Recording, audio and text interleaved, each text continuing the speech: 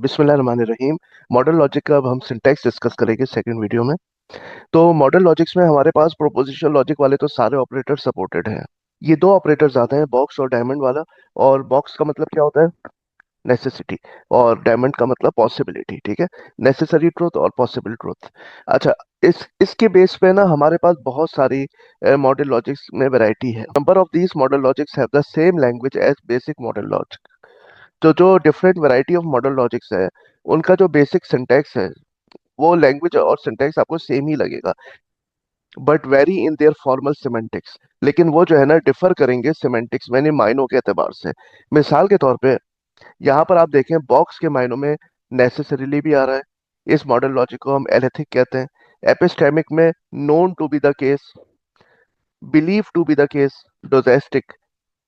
Temporal में always the case. तो इस तरह से ना मायने उसके और जुमला पढ़ने का अंदाज बदल जाएगा बॉक्स का। इसी तरह डायमंड में आप देखें तो वहां पर क्या था? नेसेसरीली द केस, यहाँ पे possibly the case. Held possible. Temporal में वहां था ऑलवेज, यहाँ सम टाइम। तो इस तरह से आपके पास जो है ना मीनिंग्स या जुमले को पढ़ने का अंदाज बदल जाएगा। हाँ, ये चीज है कि बेसिक मॉडल लॉजिक से हट के हमारे पास मॉडल लॉजिक के कुछ एक्सटेंशंस भी अवेलेबल है जो मल्टी मॉडल कहलाते हैं। Prepositional, dynamic logic and temporal logics, ये सारे क्या करते हैं? Extend the basic model logic. तो एक तो ये है कि मॉडल लॉजिक को पढ़ने का अंदाज, बेसिक मॉडल लॉजिक को पढ़ने का अंदाज अलग है।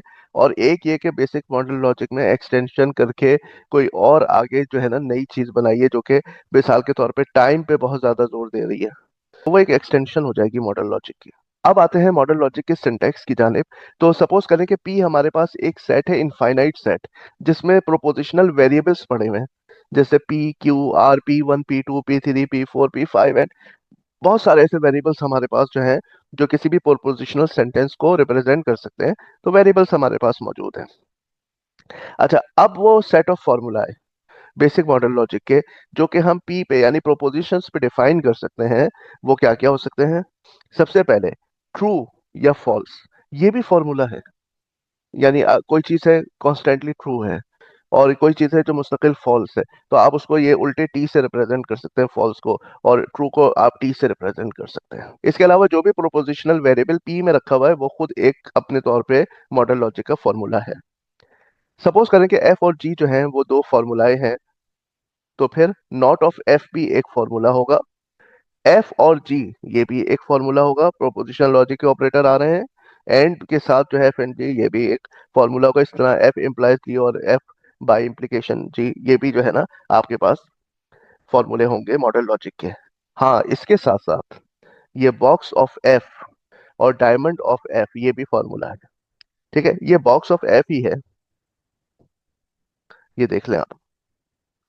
इसके अलावा कोई और चीज नहीं है जो कि फॉर्मूला हो। हाँ, मिसाल के तौर पे अब नॉट ऑफ एफ एक फॉर्मूला है, तो एफ की जगह पर आपने नॉट ऑफ एफ रख दिया, तो यहाँ पे डायमंड नॉट और एफ यूं आ गया। तो इन्हीं पर मुश्तमिल होंगे ये फॉर्मूले। आप एफ में यहाँ पर ये आ गया आपके पास एक फॉर्मूला, तो यहाँ पर आप एफ की जगह पर ये फॉर्मूला सब्स्टिट्यूट कर सकते हैं।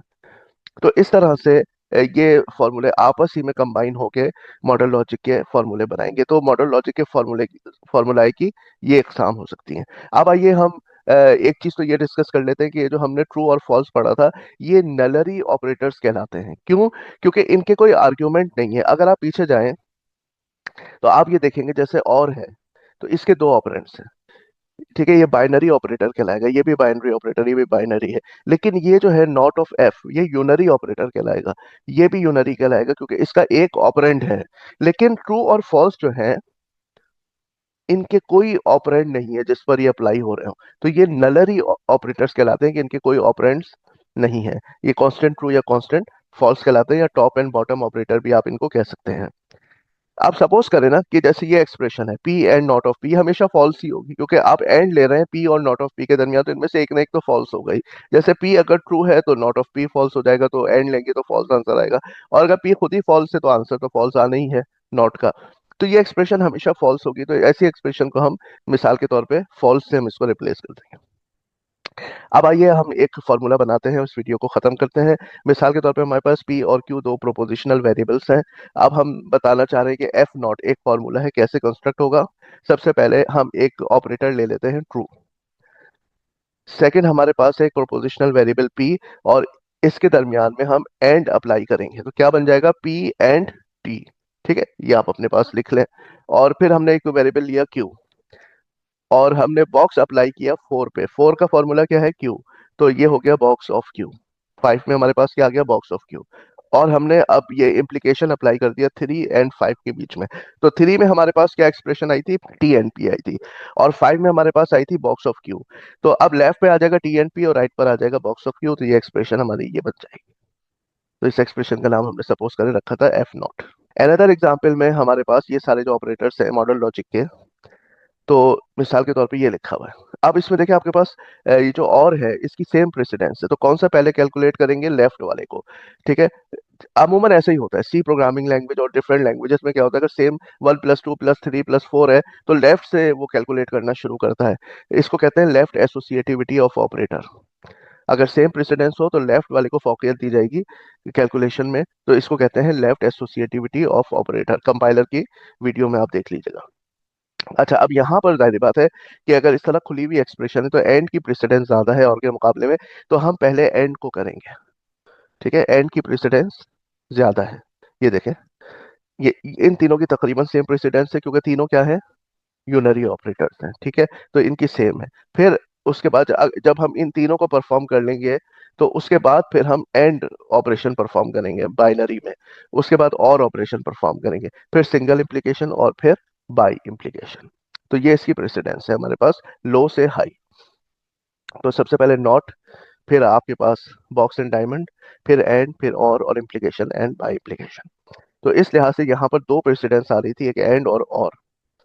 तो एंड की प्रेसिडेंस क्योंकि ज्यादा है, तो अगर हम इस एक्सप्रेशन को देखें और इस पर ब्रैकेट लगाएं तो इसका मतलब पहले ये परफॉर्म होगी फिर ये और होगी। एंड की प्रेसिडेंस ज्यादा है as compared to this one, क्योंकि ये है हाई प्रेसिडेंस, इधर है लो। तो एंड की प्रेसिडेंस ज्यादा है तो पहले ये एंडिंग होगी, उसके बाद फिर इम्प्लीकेशन अप्लाई होगा आर के साथ। यहाँ पर आपके पास क्या है कि यूनरी ऑपरेटर एग्जिस्ट कर रहा है, यहाँ पर भी यूनरी ऑपरेटर।